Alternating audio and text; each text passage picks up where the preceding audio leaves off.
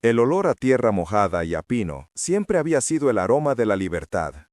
Aquí, en el pequeño y olvidado pueblo de Alborada, escondido entre las faldas de montañas que arañaban las nubes, el aire era tan puro que dolía en los pulmones, un dolor bendito que borraba el hedor a pólvora, a miedo y a perfume caro que impregnaba cada rincón de mi vida anterior.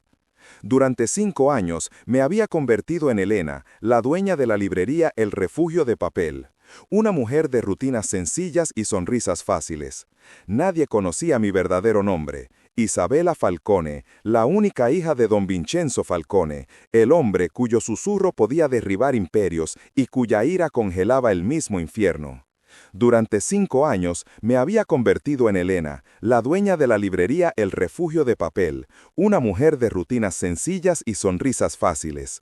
Nadie conocía mi verdadero nombre. Isabella Falcone, la única hija de don Vincenzo Falcone, el hombre cuyo susurro podía derribar imperios y cuya ira congelaba el mismo infierno.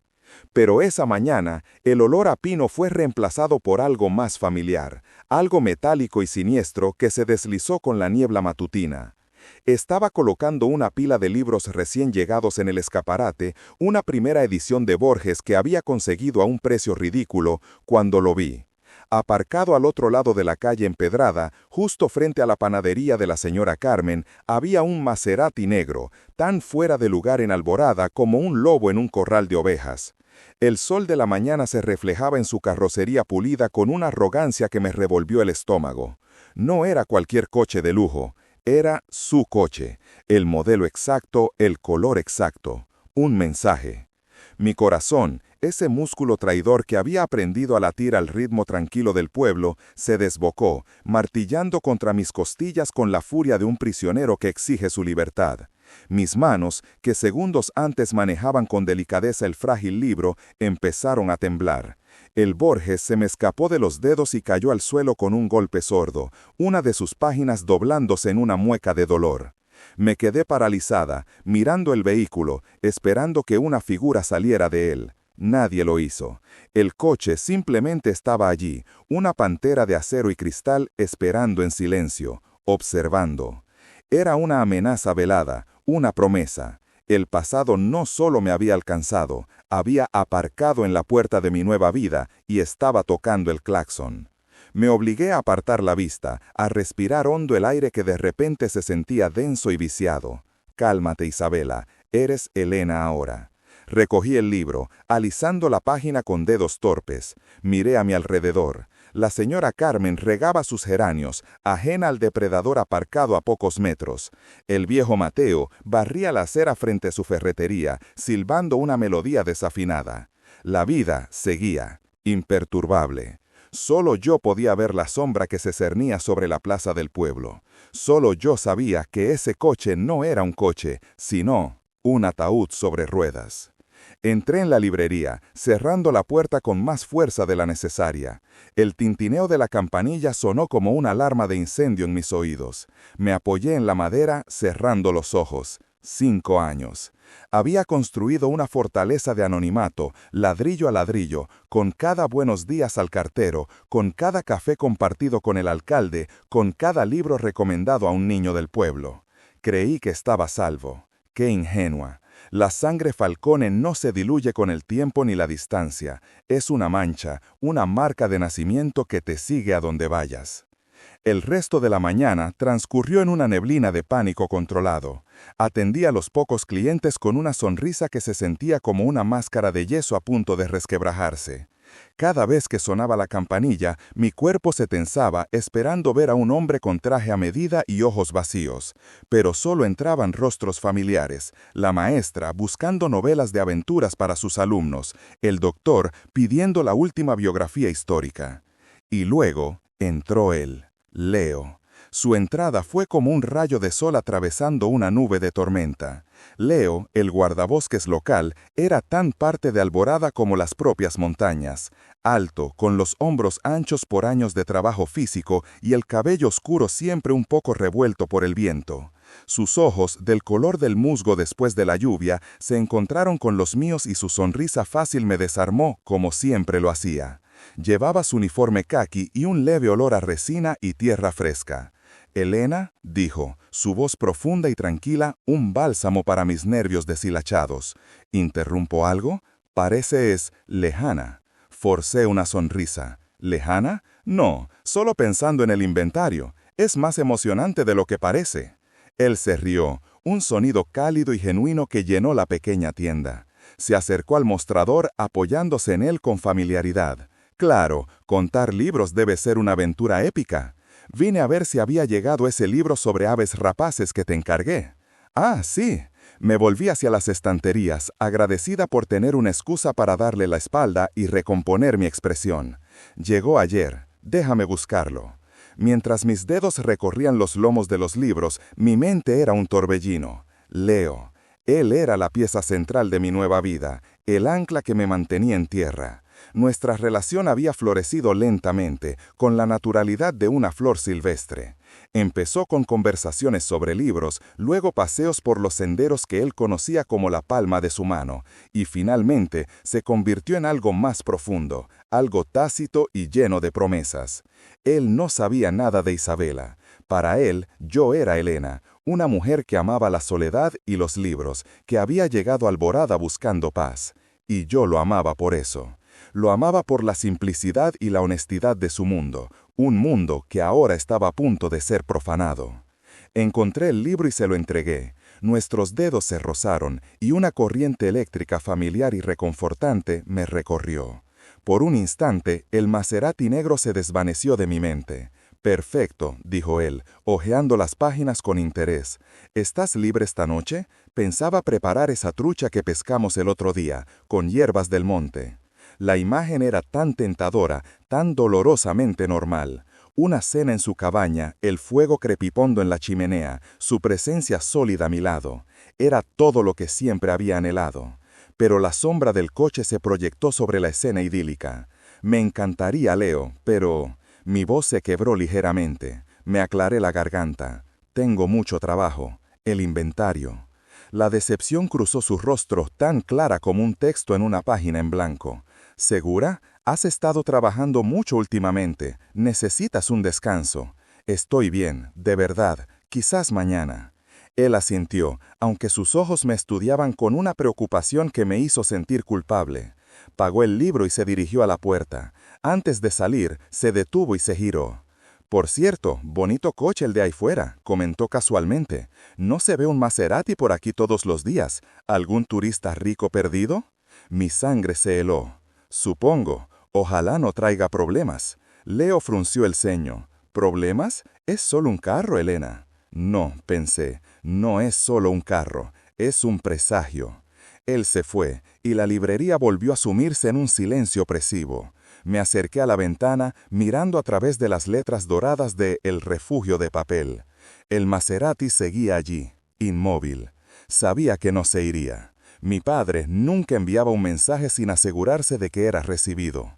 La pregunta era, ¿quién estaba dentro? ¿O estaba vacío, siendo solo un recordatorio tangible de su alcance? Mi mente viajó 5 años atrás, a la noche de mi huida. Tenía 20 años y vivía en una jaula de oro en Chicago. La mansión Falcone era una fortaleza, con más guardias que sirvientes. Mi padre me adoraba a su manera posesiva y controladora. Yo era su joya, su princesa, su única debilidad. Y por eso mismo también era su peón más valioso. Esa noche escuché una conversación que no debía. Estaba en la biblioteca, buscando un libro, cuando oí su voz desde el despacho contiguo, la puerta entreabierta. Hablaba con su consigliere, Luca Brasi, un hombre cuya sonrisa era más fría que el cañón de una pistola. Hablaban de un matrimonio, un pacto. Yo sería la esposa de Dmitri Volkov, el hijo del líder de la Bratva rusa, para sellar una alianza y acabar con una sangrienta guerra territorial. Me describieron como un tratado de paz con curvas, una garantía con un latido.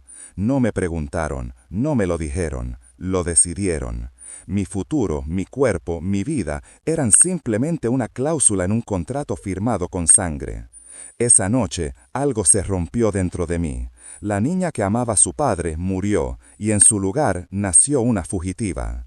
Con la ayuda de Marco, el hijo del jardinero y mi único amigo de la infancia, planeé mi escape. Marco me consiguió una identidad falsa, un poco de dinero y un viejo coche. Mientras la mansión dormía, me deslicé fuera, dejando atrás los diamantes, los vestidos de diseño y el nombre Falcone. Me llevé solo una cosa, un pequeño libro de poemas que mi madre me leía antes de morir, la única parte de mi pasado que no estaba manchada. Conduje durante días, sin rumbo fijo, hasta que las montañas me llamaron y encontré Alborada, un punto tan pequeño en el mapa que sentí que ni el largo brazo de mi padre podría encontrarlo. Pero lo había hecho. El día se arrastró, el Maserati no se movió. Cada cliente que entraba era un sospechoso potencial, cada coche que pasaba era una amenaza. La paranoia, una vieja conocida, volvió a instalarse en mi piel. Al anochecer cerré la librería. Con el corazón en la garganta crucé la calle. Mis pies me llevaron hacia el coche, una motilla traía. El aire helado de Chicago me golpeó como una bofetada física en cuanto salí del jet privado. Era un frío que se metía en los huesos, un frío familiar y despiadado, tan diferente de la suave calidez de Serenity Creek. Había pasado las últimas horas en un estupor silencioso, el zumbido de los motores una nana fúnebre para la vida que dejaba atrás. No derramé ni una lágrima. Las lágrimas eran un lujo para Elena, la librera. Isabela Falcone no podía permitírselas. Un sedán negro con los cristales tintados esperaba al pie de la escalerilla. Marco, el viejo consigliere de mi padre, el hombre que me había enseñado a disparar mi primera pistola y a jugar al ajedrez con la misma lógica fría, estaba de pie junto a la puerta abierta. No había cambiado, su traje impecable, su rostro una máscara de granito y unos ojos que habían visto demasiada violencia para mostrar ya emoción alguna. Isabela, dijo, su voz grave como el arrastrar de piedras. No era una bienvenida, era una constatación. Marco, respondí, mi voz sonando extraña en mis propios oídos, más dura, más afilada. El viaje a la mansión Falcone fue un desfile silencioso de fantasmas. Cada rascacielos, cada puente de hierro forjado, cada calle con nombre de presidente muerto era un recordatorio. Aquí fue donde aprendí a conducir, derrapando en el hielo del invierno. Allí, en ese restaurante italiano ahora cerrado, mi padre celebró mi 16º cumpleaños, regalándome un collar de diamantes y la noticia de que algún día me casaría con quien él eligiera. La ciudad era un mapa de mi jaula dorada. La mansión se alzaba en Lincoln Park, una fortaleza de piedra caliza y cristal blindado que pretendía ser un hogar. Luces doradas se derramaban por los ventanales, pero no podían disipar la oscuridad que se aferraba a sus muros. Los guardias, hombres con rostros intercambiables y bultos bajo las chaquetas, asintieron a mi paso. No me reconocían como la niña que había huido, sino como el paquete que había sido recuperado. Mi padre me esperaba en su estudio. La habitación olía a cuero viejo, humo de puro y poder. Antonio Falcone estaba sentado detrás de su escritorio de caoba, una mole de hombre incluso a sus 60 años. Su cabello plateado estaba peinado hacia atrás y sus ojos, del mismo azul gélido que los míos, me analizaron sin una pizca de afecto paternal. El fuego crepitaba en la chimenea, pero el frío de la habitación venía de él. 5 años, dijo, su voz un retumbar bajo. Dejó su puro en un cenicero de cristal. 5 años jugando a la plebeya en un pueblo olvidado por Dios. ¿Te divertiste, Isabela? Tragué saliva, el sabor metálico del miedo mezclado con una nueva y desafiante rabia. La Elena que habría temblado se había quedado en Serenity Creek. Encontré paz, respondí, manteniendo su mirada. Una risa seca y sin humor escapó de sus labios. La paz es para los muertos. Los Falcone no tenemos paz, tenemos poder. Algo que pareces haber olvidado. Se levantó y caminó alrededor del escritorio, deteniéndose frente a mí. Era un depredador midiendo a su presa. ¿Sabes cuánto me ha costado tu pequeño juego? No en dinero, el dinero es trivial. En respeto. Mi única hija, mi heredera, desaparecida. Los Volkov oliendo sangre en el agua, pensando que los Falcone se habían vuelto débiles, sentimentales. Yo nunca pedí ser tu heredera, musité, las palabras saliendo con más fuerza de la que esperaba. Su mano se movió más rápido de lo que pude anticipar. El dorso de su guante de cuero impactó contra mi mejilla con un chasquido seco. El dolor fue agudo, ardiente, pero me negué a retroceder. Me quedé inmóvil, mirándole fijamente mientras el sabor de la sangre llenaba mi boca. Tú no pides nada, siseó, su rostro a centímetros del mío. Tú obedeces, eres una falcone. Tu sangre, tus huesos, tu alma me pertenecen. Y ahora vas a arreglar el desastre que creaste. Volvió a su escritorio y cogió un vaso de whisky. Dmitri Volkov llega mañana. La tregua que su padre y yo forjamos se está desmoronando. Hay facciones en ambas familias que quieren guerra. Una guerra que destruiría todo lo que hemos construido. El matrimonio sigue en pie. Tú y Dmitri os casaréis. Uniréis a las dos familias, solidificaréis nuestro poder y pondréis fin a estas estúpidas ideas de conflicto. La imagen de Leo apareció en mi mente, sus ojos amables, el calor de su mano, el olor a papel y lluvia. Una ola de náusea me recorrió. Casarme con el monstruo que había ordenado mi búsqueda, el hombre cuya sola existencia ponía en peligro a Leo y a todo Serenity Creek. ¿Y si me niego? Desafié. Mi padre tomó un sorbo de whisky, sus ojos brillando sobre el borde del vaso. Entonces ese pequeño paraíso tuyo arderá. Empezaremos por el librero, Leo. Un nombre bastante común. Lo encontraremos, Isabela. Le haremos cosas que harían gritar al diablo. Y te obligaremos a mirar. Luego iremos a por sus amigos, su familia, y después quemaremos ese pueblo de mierda hasta los cimientos, solo para asegurarnos de que no quede ni el recuerdo de tu felicidad. El frío en mis venas se convirtió en hielo. No era una amenaza, era una promesa. Era el lenguaje que mi padre hablaba con fluidez, la violencia. Entendido, dije, mi voz vacía de toda emoción, derrotada. Bien, sube a tu habitación, descansa. Mañana conocerás a tu prometido. Intenta parecer menos una fugitiva y más la reina que se supone que debes ser. Subí la gran escalera de mármol, cada paso un eco en el silencio opresivo de la casa. Mi antigua habitación estaba tal y como la había dejado, un mausoleo de mi adolescencia. Los libros de poesía seguían en la estantería, las fotos de amigas que hacía mucho había perdido seguían en el corcho. Pero la habitación se sentía extraña, ajena, como la piel de una serpiente que ya no me pertenecía. Me detuve frente al espejo. La mujer que me devolvía la mirada tenía la mejilla enrojecida e hinchada, pero sus ojos no mostraban miedo. Mostraban una furia fría y calculadora. Mi padre creía que me había doblegado, se equivocaba. Me había dado un objetivo. Si tenía que casarme con Dmitri Volkov para mantener a Leo a salvo, lo haría. Si tenía que convertirme en la perfecta esposa de la mafia, lo haría. Jugaría su juego, pero lo jugaría con mis propias reglas. Me convertiría en una serpiente en su jardín, sonriendo y asintiendo mientras buscaba el veneno que los destruiría a ambos desde dentro.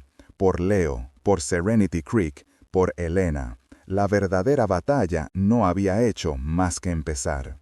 Al día siguiente me vistieron como una muñeca para el sacrificio.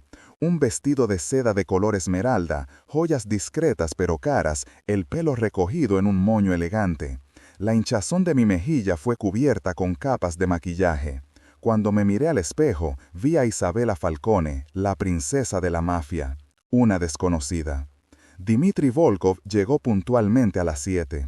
Lo esperaba junto a mi padre en el gran salón. Cuando entró, el aire de la habitación pareció cambiar, volverse más denso, más peligroso.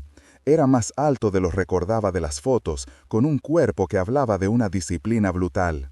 Su traje oscuro estaba cortado a la medida y se movía con la gracia letal de un lobo. Pero eran sus ojos los que te atrapaban. Eran de un gris tormentoso, inteligentes y completamente desprovistos de calor.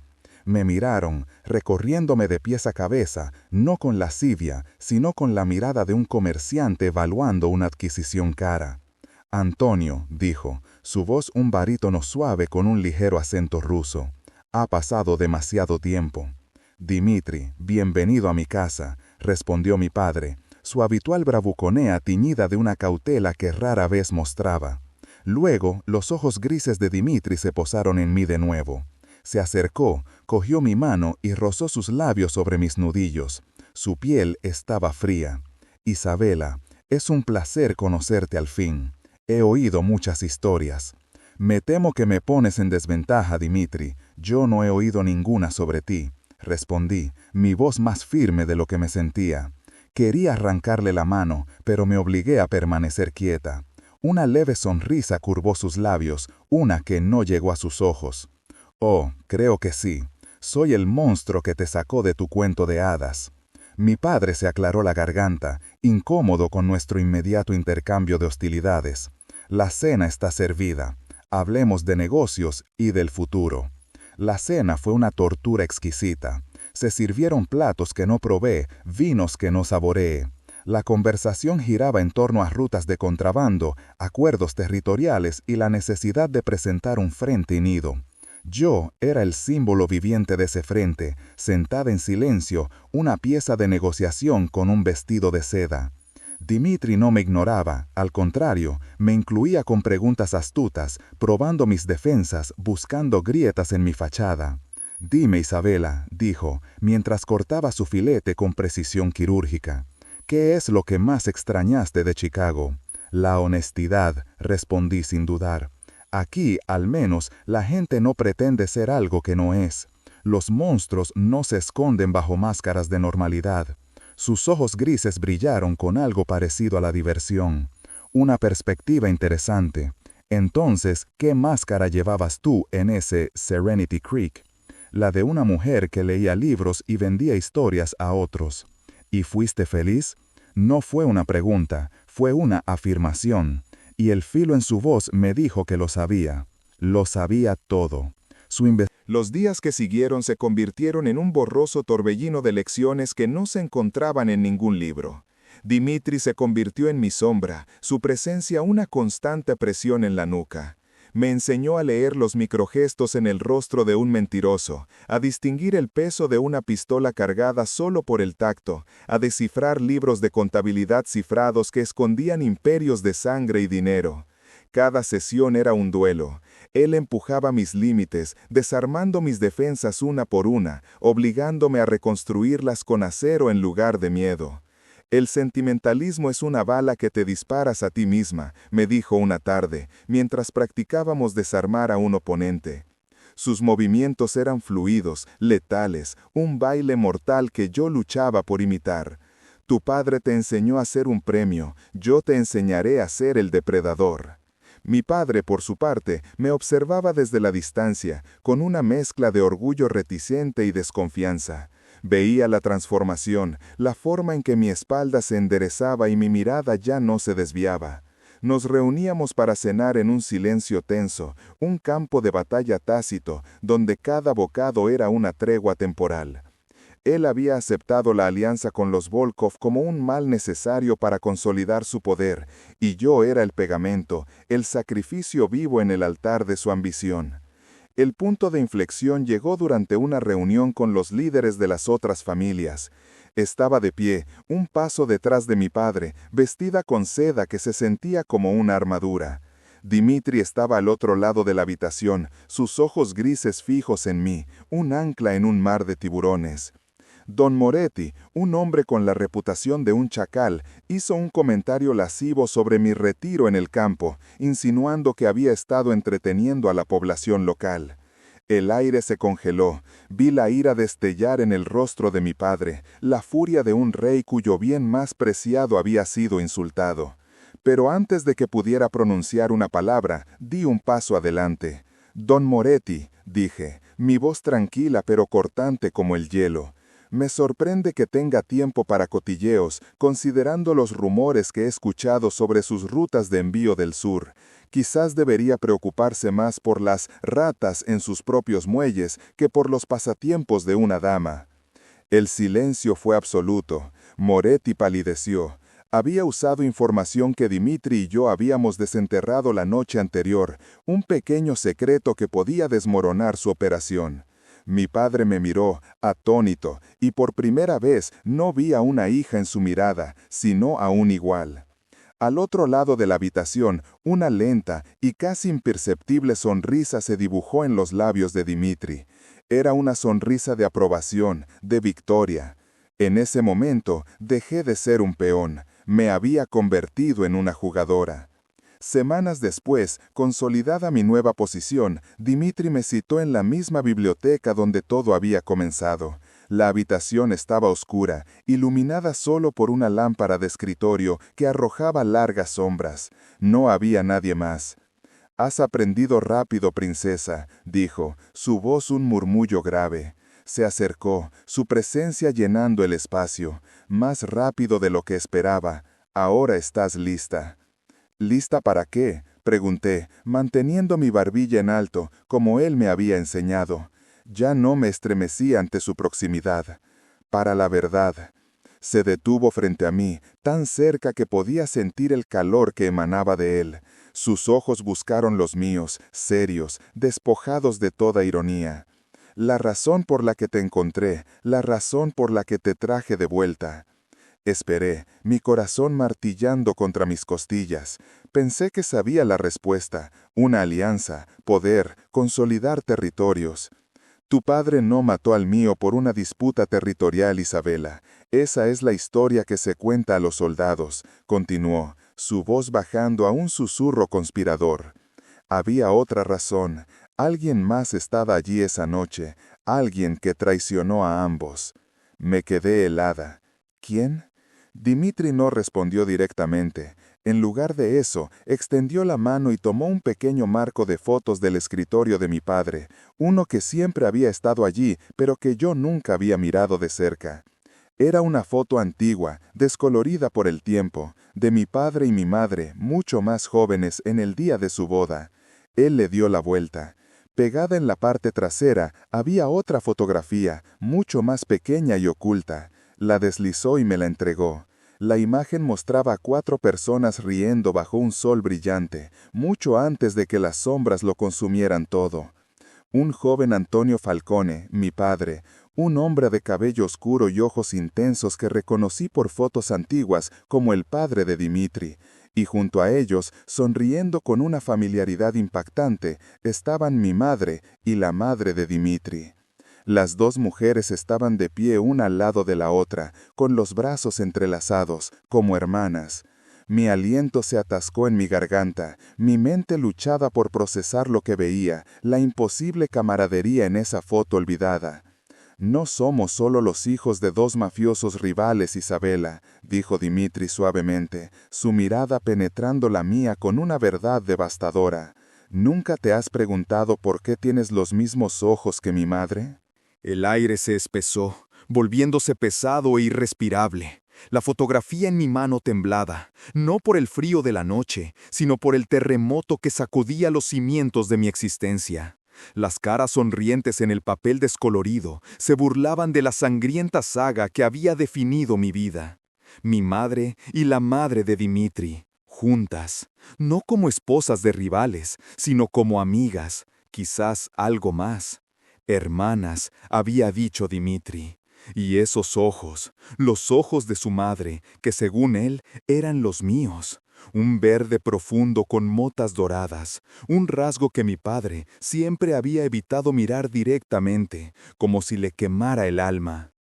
«¿Qué significa esto?», susurré, la voz rota.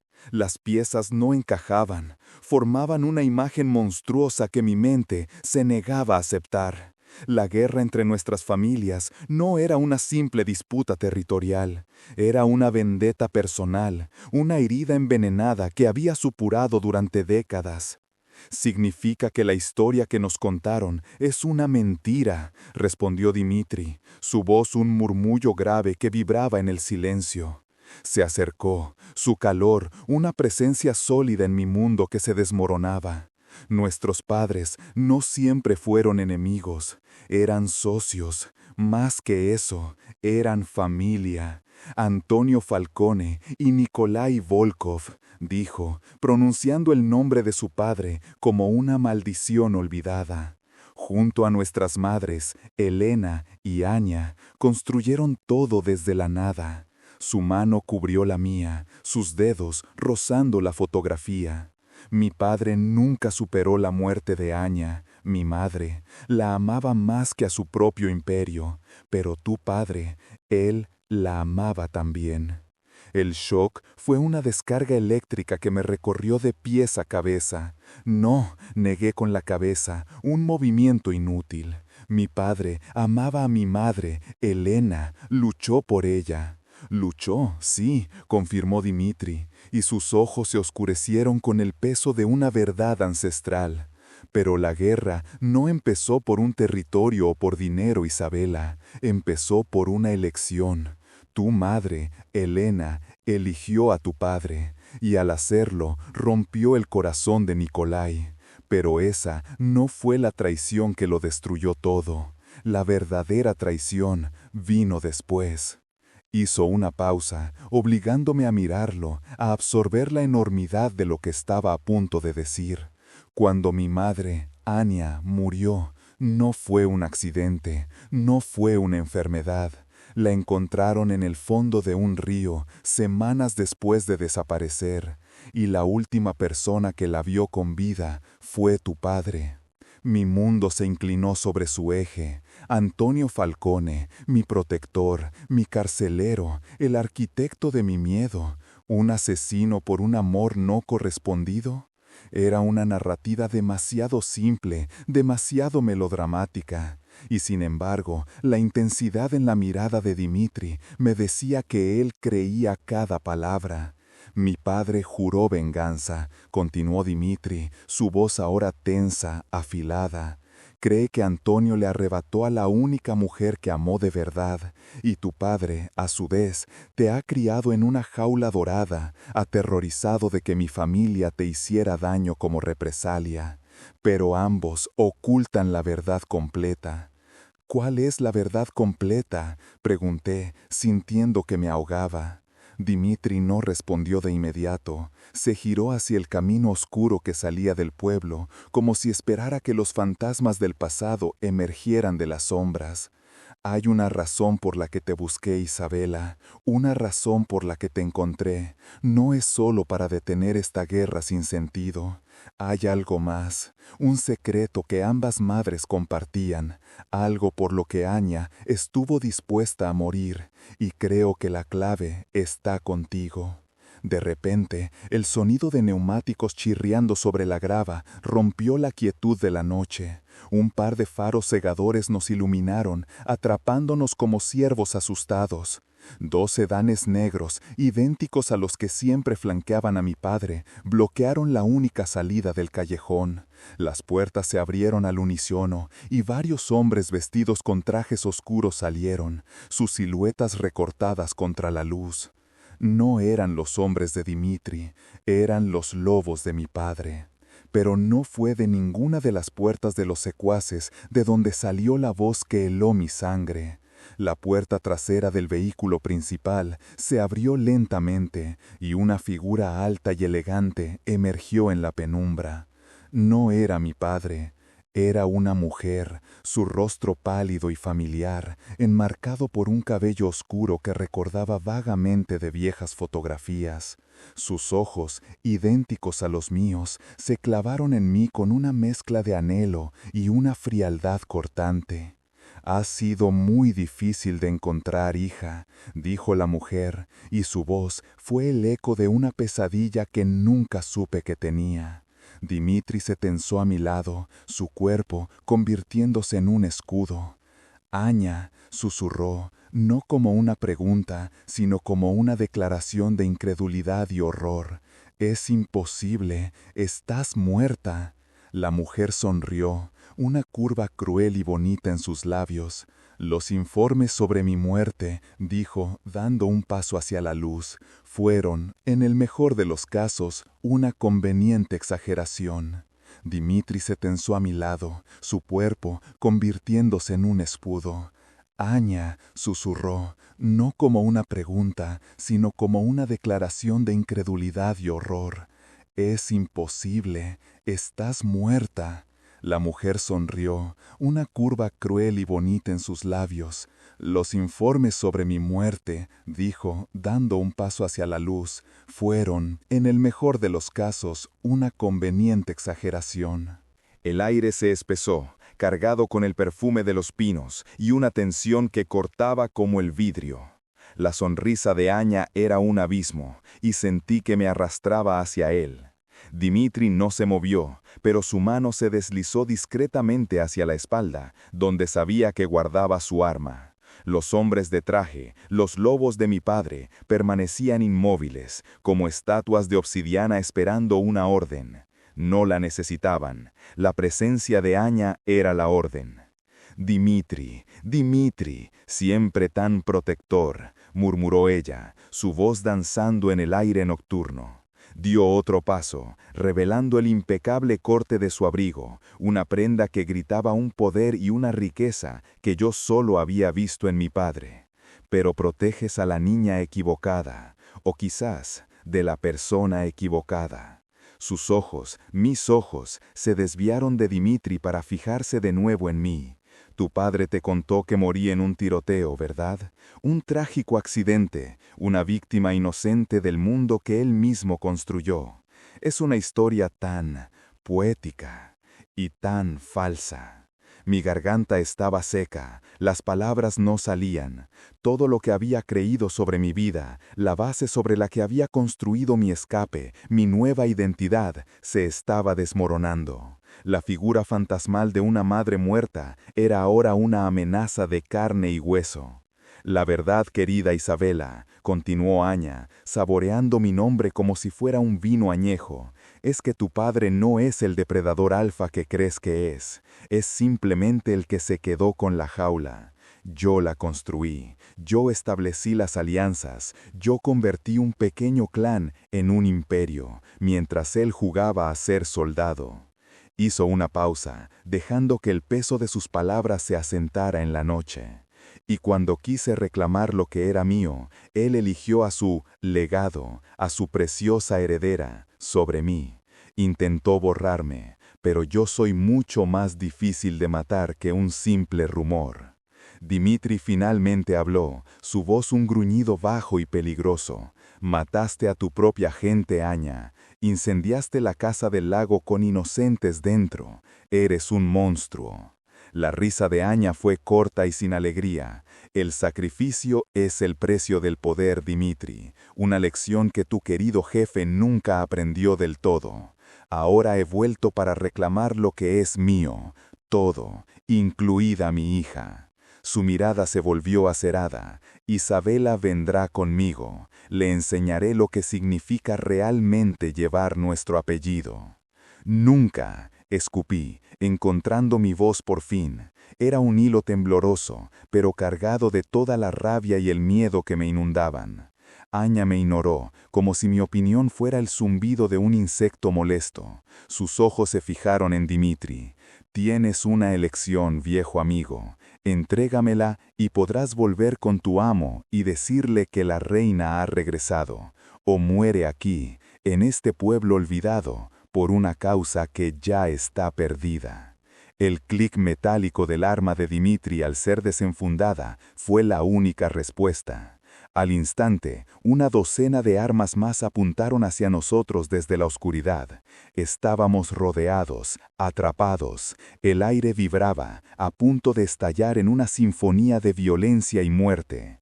Miré a Dimitri, su rostro una máscara de determinación sombría, y luego a Anya, cuya expresión era de una paciencia depredadora.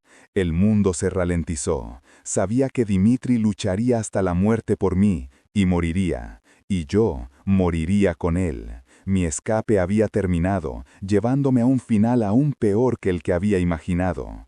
Pero en ese instante de claridad absoluta, una nueva comprensión, fría y afilada, se abrió paso en mi mente. No había escapatoria, solo había elección.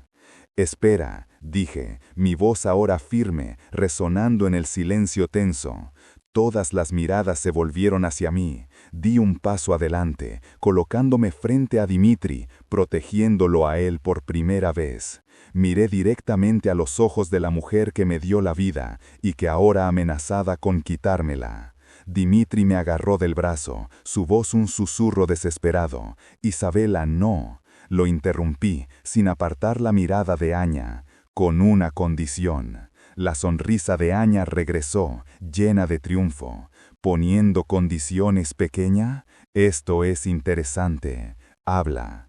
Tragué saliva, el corazón martillando contra mis costillas como un pájaro enjaulado. Mi pasado no era algo de lo que podía huir, era algo que tenía que enfrentar, que conquistar, y solo había una manera. No seré tu peón, ni el de mi padre, declaré, sintiendo un poder que nunca supe que poseía. Enséñame todo, cómo construiste tu imperio, cómo destruirlo. Enséñame a ser más fuerte que tú y que él. Hice una pausa, dejando que mi última frase colgara en el aire helado, un juramento y una amenaza. Y cuando llegue el momento, el único nombre que quedará en pie será el mío. La risa de Aña fue un sonido seco, como el de hojas muertas quebrándose bajo una bota. Rompió la tensión, pero no la alivió. La transformó en algo más afilado, más peligroso. Sus ojos, del mismo color que los míos, pero endurecidos por décadas de traiciones y poder, me estudiaron con una intensidad que casi me hizo retroceder. Pero no lo hice. Mantuve mi postura, sentí el temblor en la mano de Dimitri aferrada a mi brazo y lo usé como ancla.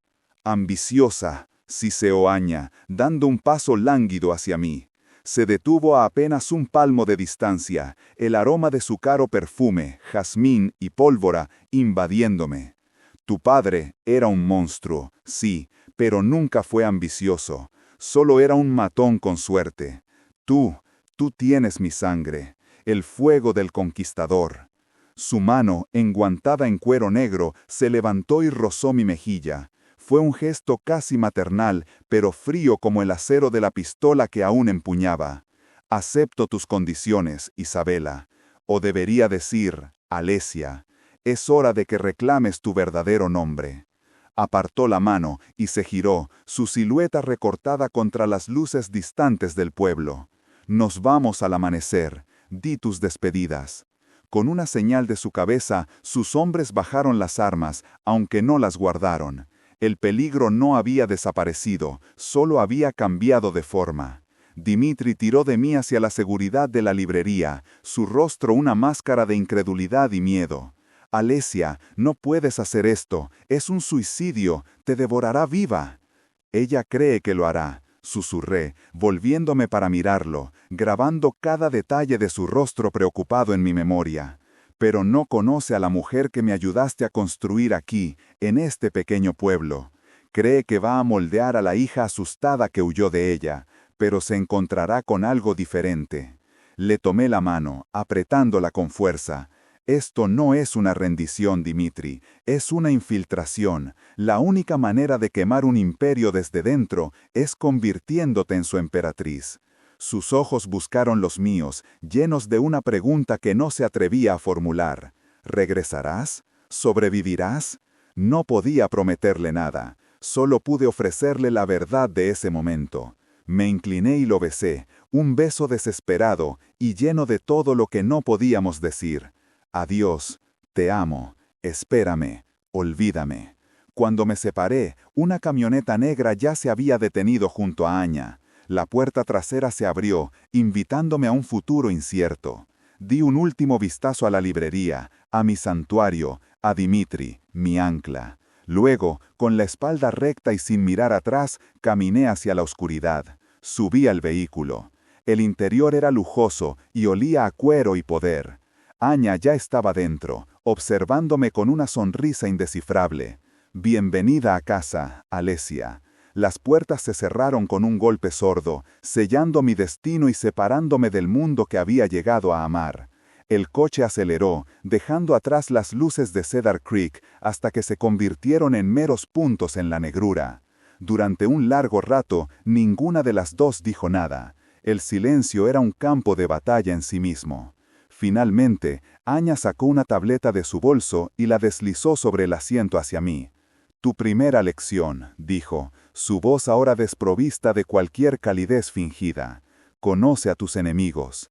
En la pantalla iluminada aparecía una fotografía. Mi aliento se atascó en mi garganta, el aire se congeló en mis pulmones. No era el rostro de un capo rival, ni el de un político corrupto, ni siquiera el de mi padre. Era una foto de vigilancia, granulada pero inconfundible, tomada esa misma tarde en la plaza del pueblo. En ella, Dimitri estaba de pie junto al pozo, hablando por teléfono. Pero no era eso lo que me heló la sangre. Era el hombre con el que hablaba, apenas visible en la esquina del encuadre, entregándole un sobre. Un hombre con un tatuaje familiar en el cuello, el mismo que llevaban los hombres de Aña. Dimitri tomó el sobre, asintió y se alejó. Debajo de la imagen, una sola línea de texto parpadeaba como un veredicto. Activo localizado, la has encontrado.